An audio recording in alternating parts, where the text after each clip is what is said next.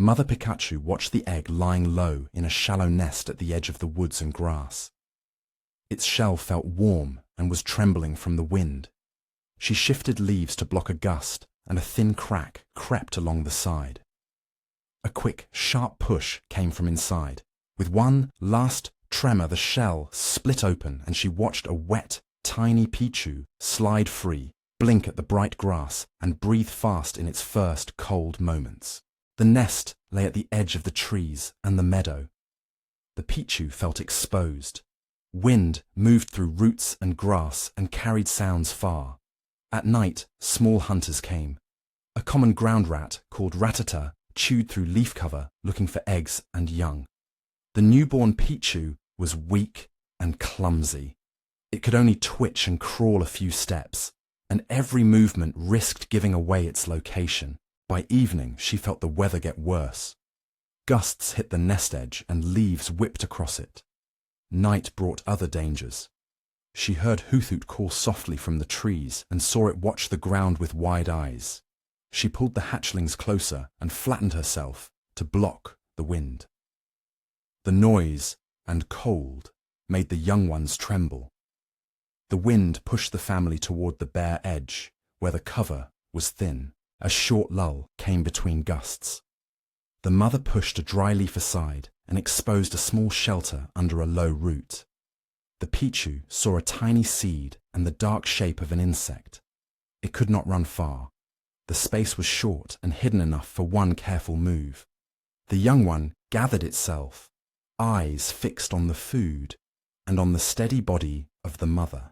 The hatchling made quick small hops into the leaf litter and used a short soft spark to stun a beetle under a seed. The spark was weak but practical. It loosened the insect from the soil and let the hatchling pull it free. It watched its mother stand upwind, blocking the wind and letting each hatchling move one at a time to the small food patch. The hatchling learned to stay low, move fast, and use short sparks only when needed. She watched the Pichu eat a small meal, and it calmed as its belly filled enough for the night. She heard gusts pass and the call of the Hoothoot drift away without a strike. She kept her guard tight, but for now the nest held. She saw the hatchlings tucked under leaves. The small Pichu knew that dawn would bring more movement and more choices. It saw the ground harden, and it knew the insects would hide deeper. It would have to take longer steps and soon climb low branches. Today, the family stayed together, and the Pichu learned the basics. They sheltered, moved in short bursts, and used sparks carefully. The edge of the forest kept changing, and the Pichu was only beginning to meet it. The nest opened onto a bright patch of grass, and Pichu made its first real hop beyond the leaf litter. At the edge where forest met meadow, stems were taller, and places to hide were fewer. Pichu felt the ground change from soft leaves to thin grass that moved under its feet. It heard high, fast wing beats far above. It knew the world was wider now and more dangerous in the open light. Pichu looked across the open grass. The field gave clear sight lines to any attacker and offered almost no low cover to hide in. Pichu felt small and clumsy in that space. Food lay in small scattered patches of insects and seeds, so each move had to count. When Pichu left the shaded root tangle, its pale belly showed, and its reflexes were not yet steady. Every run risked being seen from the sky. A Spearow patrolled the corridor above the meadow. It made fast diving passes and tested the new runners. Pichu felt the wings cut the air. Pichu watched the siblings freeze and then scatter toward the nearest clumps of grass. Food was thin and spread out, so stopping to eat kept them longer in the open. Each step felt more dangerous because the bird might strike at any moment. Pichu saw a pattern. A Spearow dove from a certain angle and took longer to recover after a sharp startle. Pichu noticed low branches and tangled roots at the meadow edge that let it break a straight line of sight. It learned that a quick soft spark could blink in the air, make insects jump from hiding, and sometimes make a diving bird hesitate. The opening was small but concrete. Pichu moved in short, low sprints from one patch of cover to the next. stayed close to the low plants and climbed the first reachable branch to change direction, gave brief electric sparks to push insects into reach, flashed a spark at a bird on a close pass and watched the bird pull away, kept its moves short and practical. Dart, tuck, climb, spark and feed, and did this to reduce the time it stayed exposed and to get more safe attempts. Pichu followed the new pattern, and it worked well enough to find food. He reached an insect patch, startled the insects with a spark, and slipped back under the roots while a Spearow circled wide. He watched his siblings copy the short runs and climbs. He noticed the group stayed together instead of spreading thin. By evening their bellies were fuller and his nerves were frayed. He saw the clear gain, but he also knew it did not guarantee safety from the next Spearow dive. Afternoon light slanted through the trees as Pichu practiced quick climbs and controlled sparks. He knew his speed and timing had to improve with each step. The meadow still held wind and the sound of wings. Every bite of food reminded him that open ground required constant care. Pichu understood that the small lessons of today would be the base for harder trials ahead. Pichu stood at the edge of a long meadow corridor and felt the air change. The path ahead was open and sparsely covered. It was a clear lane for travel and also exposed to eyes from above. He had crossed short gaps before, but today the runs felt longer and his breathing grew faster. The low canopy gave some cover, but sunlight came through the leaves in strips and made movement easier to see. He did not know what waited past the next hedgerow. He only knew this stretch would test how far he could go before he had to change how he acted. Pichu saw the danger clearly. Big flyers patrolled the air above the corridors. A Pidgeotto circled once, scanning the grass and low branches with sharp eyes. Pichu knew that open ground offered few places to hide and almost no sudden turns to break a dive. There were food pockets beyond the clearings, but to reach them Pichu had to cross long open strips, where one fast strike could end a foraging run. Each crossing now carried a risk that had been small before. The pressure grew as distance from home increased. Runs that had been a few short hops now became many hops. The undergrowth thinned and Pichu could not dart between roots as often. His legs burned sooner. He used brief sparks to flush insects and his cheeks warmed from them. His siblings began to spread out. They chased thin patches of insects and left longer gaps between safe spots. Evening trips used more energy and filling his belly took longer.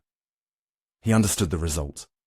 The farther he went, the more energy he burned, and the more patrols he met.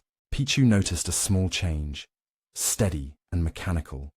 His feet took a firmer hold on low branches, and the bases of his ears felt heavier. Movements that had been clumsy grew more deliberate. When he paused, his chest beat more deeply, and he felt a faint tingling in his cheeks after a spark.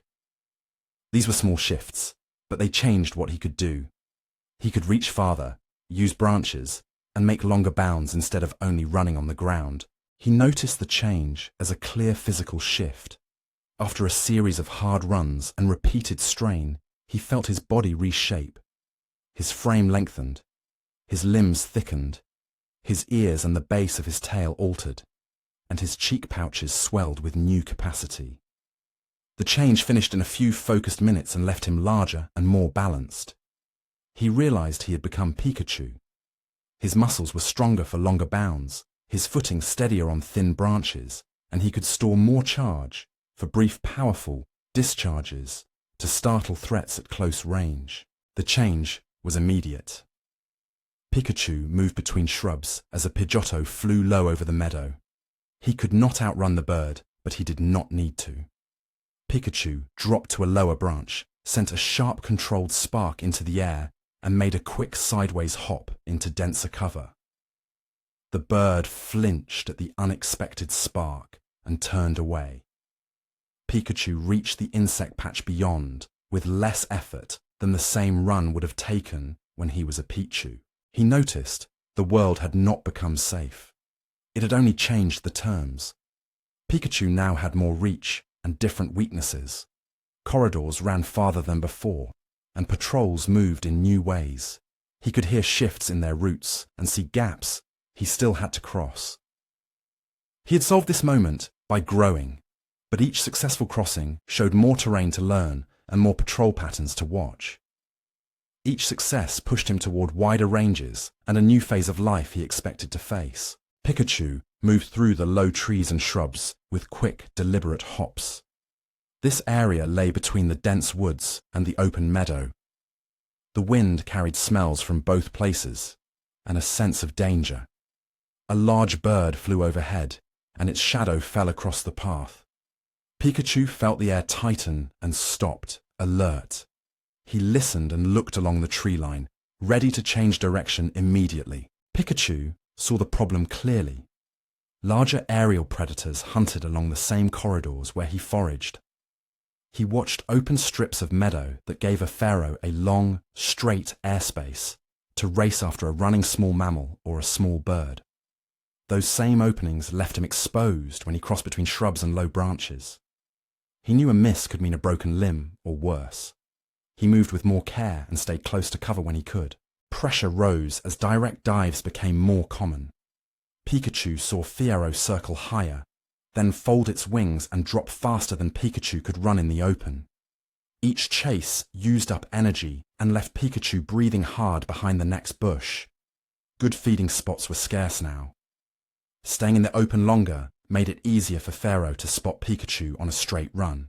Pikachu noticed a small shift that changed the odds. He learned to read wing sounds and gusts of wind. When the wind moved out of the trees, he heard talon noise become muffled and saw a line of low branches open that cut across the meadow. The branch route gave him cover and a shorter, less visible path to the next insect patch. Pikachu adapted by moving faster side to side. It hopped quickly between branches and used short, focused electric shocks. Instead of sprinting straight, it ran sideways into the shrubs, bounced onto a low branch, and sent a sharp spark into the air near the approaching Fiero. The spark did not wound the bird. Pikachu saw it flinch and break the strike pattern of the Fiero. The pause gave Pikachu enough seconds to reach dense cover. Pikachu saw the tactic work for now. Fiero stopped its dive and climbed back up. Pikachu stayed tucked in the thicket leaves, panting and unhurt. It checked its cheek pouches to see if it still had charge, fed briefly on an insect that had landed nearby, and stayed still to save energy.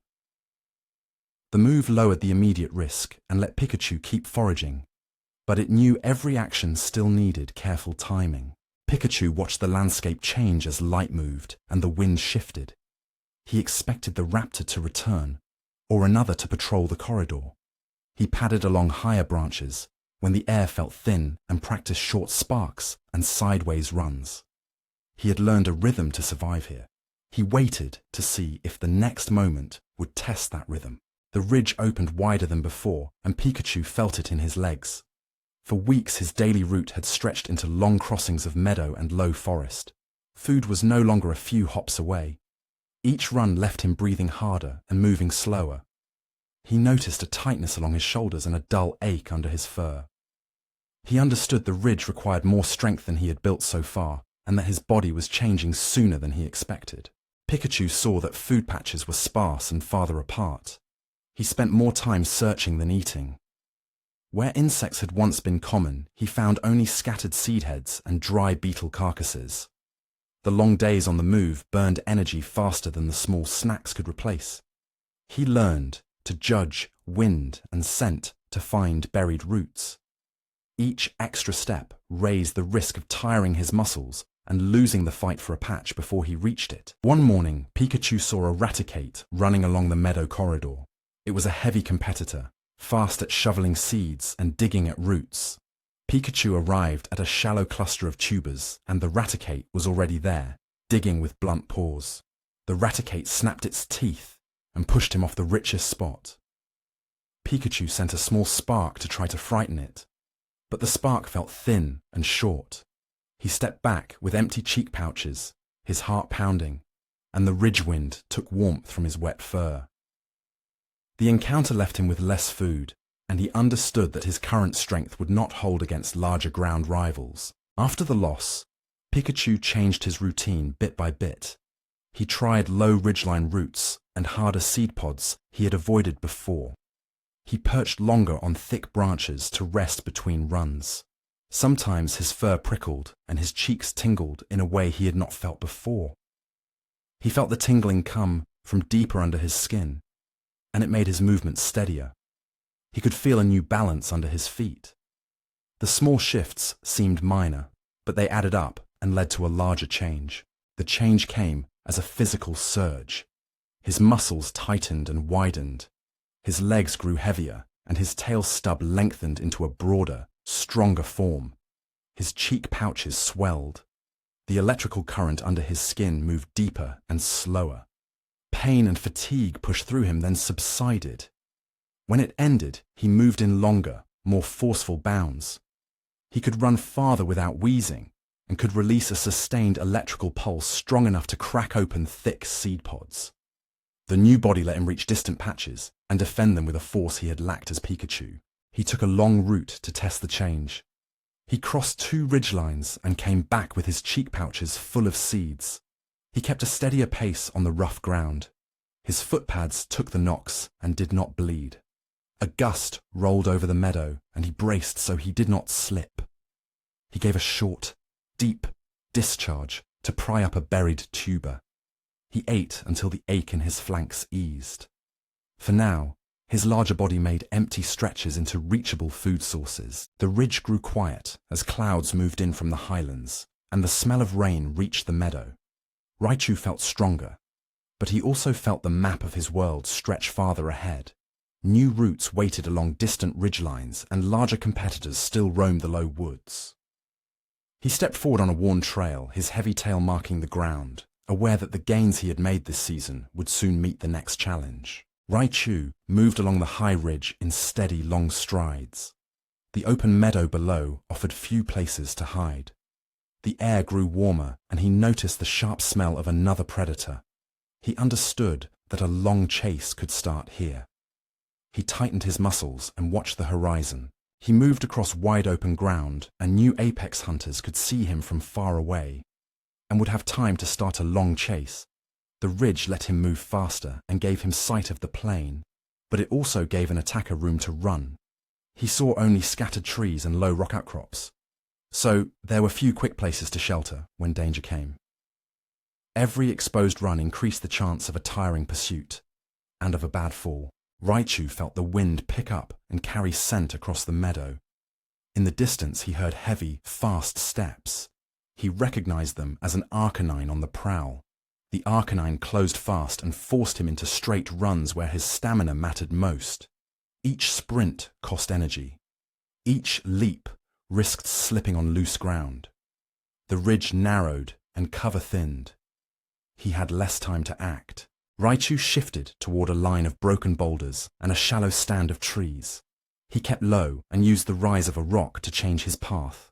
His tail bristled and his cheek pouches tightened as he tested his charge. The terrain gave him a new option. It did not hide him completely, but it offered places to shorten the chase and force the attacker to break. He used long leaps between rocks and low branches to break the straight line the Arcanine needed. Between bounds, he sent steady electric pulses into the ground and into the air around the predator. He heard the shocks snap and saw the Arcanine flinch. The shocks were precise and enough to startle and slow the animal without wasting all his charge.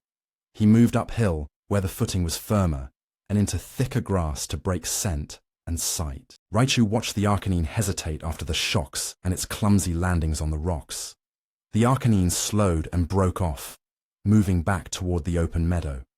Raichu stood breathing hard. His muscles stayed ready to run. His limbs ached, but the pulses in his chest had held. From his place on the ridge, he saw the distance grow and understood that his electric pattern and the ridge had given him space for now. Raichu did not stay long in one place. The landscape changed with the seasons, and each wide run tested his limits again. He moved down from the ridge along a worn trail of seeds and insect patches, already plotting routes that mixed open ground with shelter. Ahead, a distant ridge caught the last light, and he understood there would be another stretch of land and another set of risks.